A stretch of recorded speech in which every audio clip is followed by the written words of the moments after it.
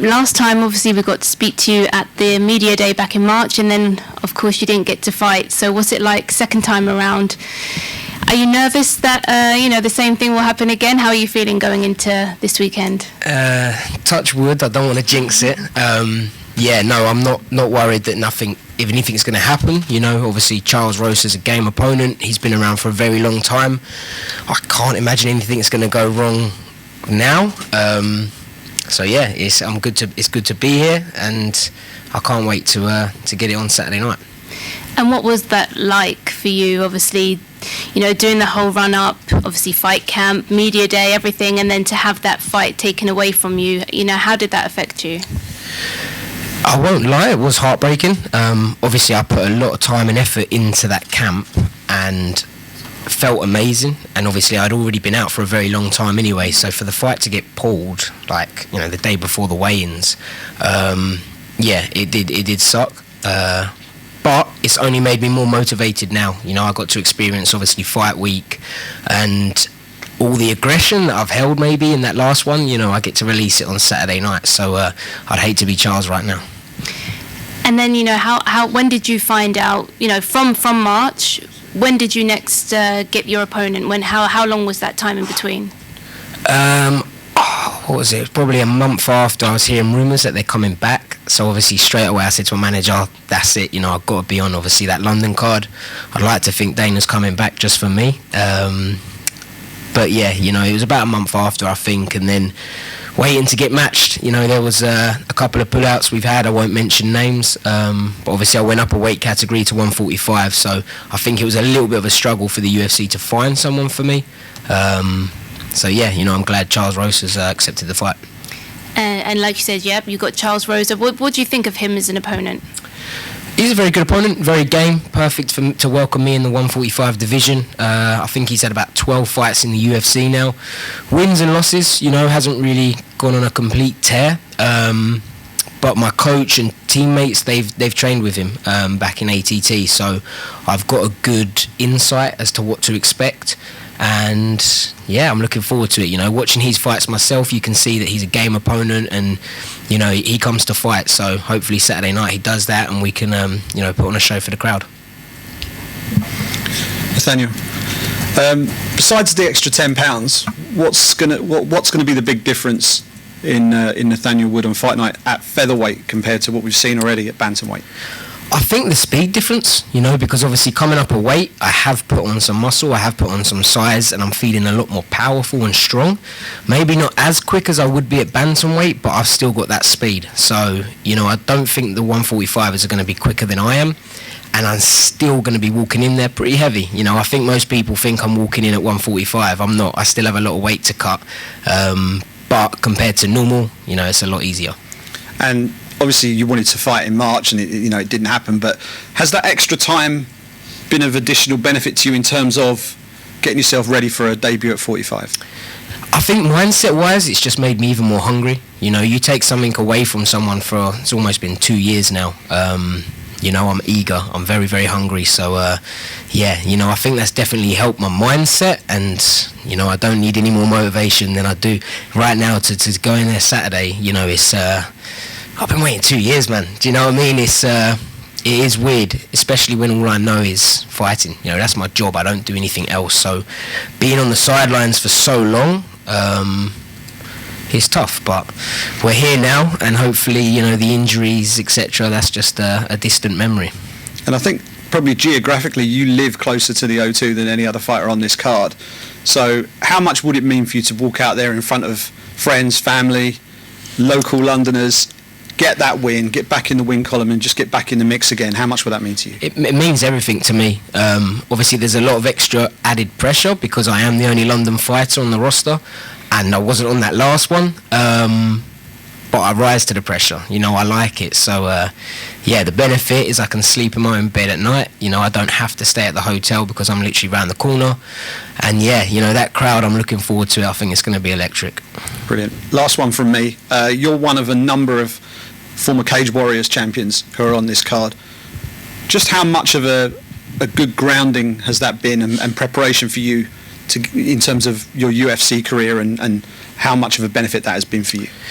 Obviously, being the Cage Warriors champ was always a big achievement of mine. You know, technically I was a world champion, which was always my goal. It wasn't UFC, but, you know, it was that stepping stone. And Cage Warriors is a great promotion, and they're kind of, I don't know what you'd call it, they're feeding, you know, the guys to get to the UFC. So it was great to be a part of that promotion, and obviously to have the run that I did on it, you know, was obviously good, and it's done, I guess, more for my profile when I got signed by the UFC. And it'd be nice to get your face slapped by Brad Pickett before you get in the cage on Saturday. Yeah, I think he's eager to do it. You know, I think he's been waiting a very long time, so I think he's going to enjoy it. Yeah, I don't really look forward to it too much, but yeah, it'll be good to be back. Brilliant. Thanks a lot. Nathaniel, what have you made of Charles Rosa's past performances, especially his last two? So from watching his performances myself, I don't really rate him. You know, it's not me being cocky or anything like that. I just, you know, I don't really see much there is on his fights to worry me. Obviously, my coaches know him. I know that he's a very game opponent, and I know he's a very skillful opponent. I'm not looking past him whatsoever. But yeah, if you said to me, right, judge that guy from what you can see on his fights, I don't really see anything that's going to affect me. So as long as I turn up with my A game, don't make any mistakes, you know, I think it's going to be an easy night in the office for me. How do you see it playing out on Saturday? I believe I'm going to get a TKO win in the second round. I think I'm going to be too fast for him, and I'm going to have too much power in my hands. So we will see. But yeah, I'm predicting a second round TKO win. Nathaniel, just down to the right here.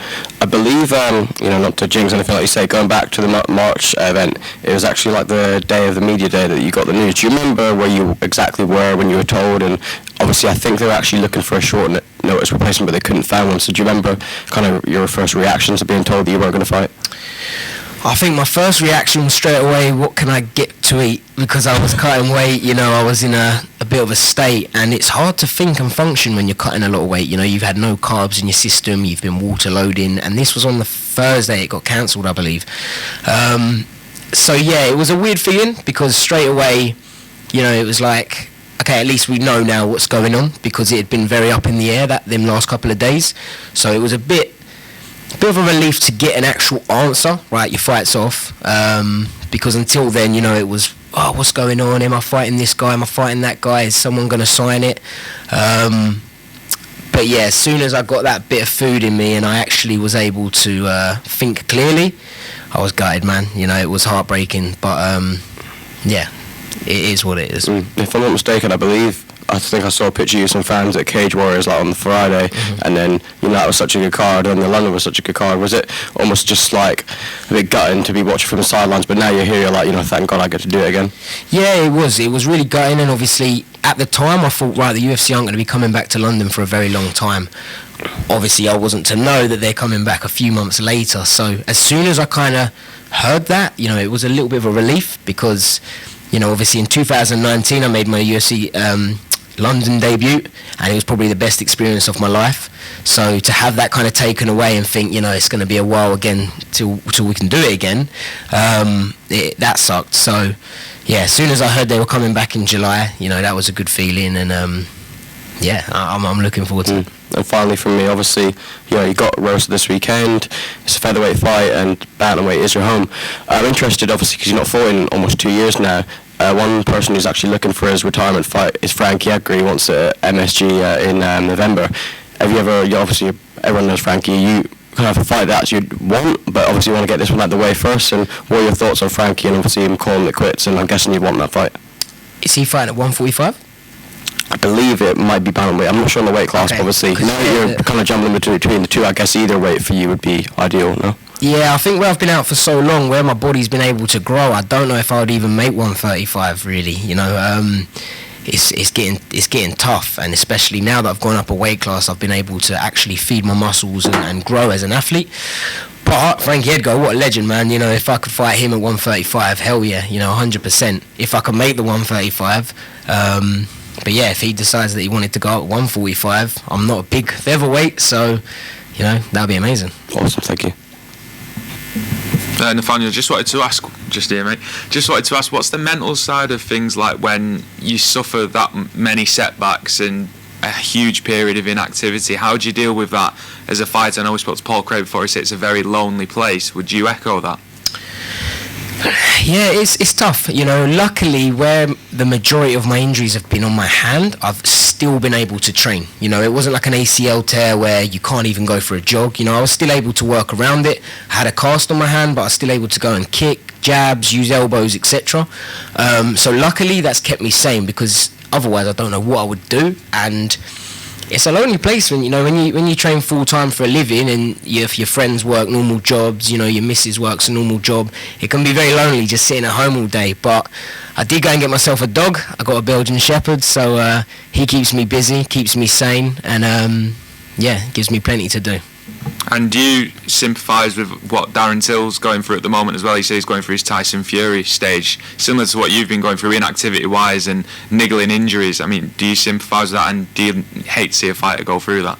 Yeah, 100%. You know, at the end of the day, it's not just a paycheck to us. This is what we love to do. You know, we're all probably, I think, the majority of fighters are on this journey to, you know, build a legacy, and these injuries are only putting us out for even longer. So that's another reason why I've gone up a weight. You know, there's less injuries. I'm being able to recover properly, you know, rehydrate properly, and the idea is to live a nice, long, happy life and do what I love for a living. So, you know, I do feel for Darren. I know he would have loved to have been on this card, and, you know, I just hope, obviously, that he recovers well. Hi, you mentioned Brad Pickett earlier. I think one of the greatest entrances was when he came out to Chaz and Dave. You going to pick anything from their back catalogue for yours? No, I'm sticking to the same song that I always have. It's kind of like my signature one, so it'll be nice to hear that playing again and get to walk out and hopefully repeat what I did in 2019.